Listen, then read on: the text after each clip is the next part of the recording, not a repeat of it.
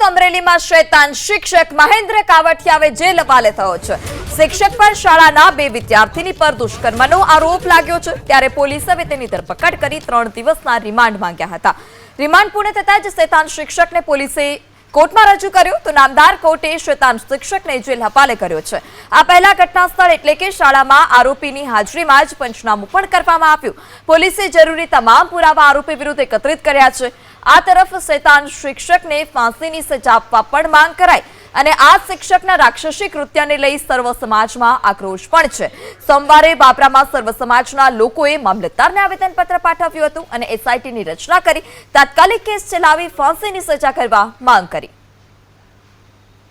અમરેલીના ભરતનગર વિસ્તારમાં જે એક કુમળી વયની જે પ્રાથમિક શાળામાં અભ્યાસ કરતી 2 બાળકીઓ સાથે દુષ્કૃત્ય જે આચરેલ છે, એક શિક્ષકે જેમની ફરજ ગુરુ તરીકેની વિદ્યાર્થીઓને સારા સંસ્કાર અને સારા નાગરિક બનાવવાની હોય, એ જ જ્યારે પોતાનું ભાન ભૂલી અને સમાજમાં એક કલંકિત રૂપે જે બનાવ બને એવો જે દુષ્કૃત્ય કરતા હોય એવા જે અપરાધી છે એને સખતમાં સખત સજા થવી જોઈએ।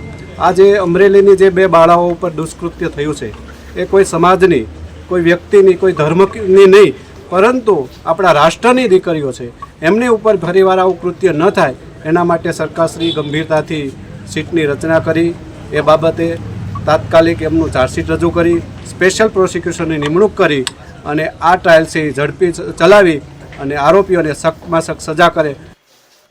તો વધુ માહિતી સાથે સંવાદદાતા ભરતસિંહ પણ જોડાઈ ચૂક્યા, માફ કરશો, વધુ માહિતી સાથે સંવાદદાતા હરેશ પણ જોડાઈ ચૂક્યા છે। જી હરેશ, આ જે શિક્ષક છે તેને જેલ હવાલે કરવામાં આવ્યો છે, શું વધારે વિગત?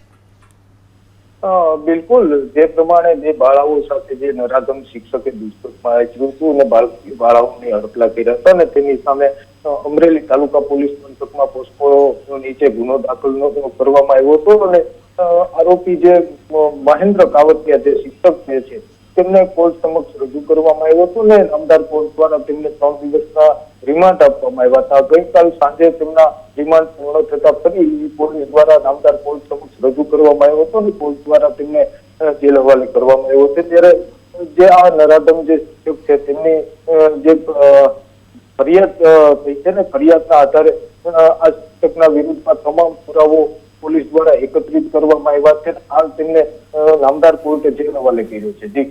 જી હરેશ, સમગ્ર માહિતી બદલ આભાર।